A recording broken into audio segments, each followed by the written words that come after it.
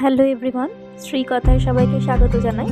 Last কয়েকদিন ধরে কোনো রকম ব্লগ বা ভিডিও শেয়ার করতে পারিনি।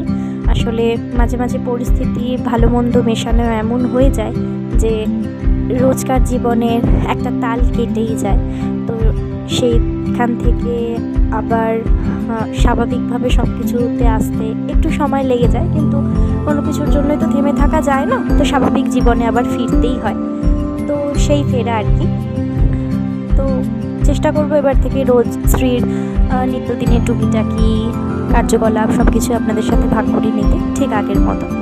তো আজকেও যেহেতু ছুটির দিন ছিল, রবিবার ছিল, আর আগের থেকে ঠান্ডা অনেকাংশেই কম ছিল, তাই আজকে সন্ধ্যেবেলা একটুখানি হাওয়া বদলের জন্য বাইরেই গিয়েছিলাম একটু গঙ্গার ধারে।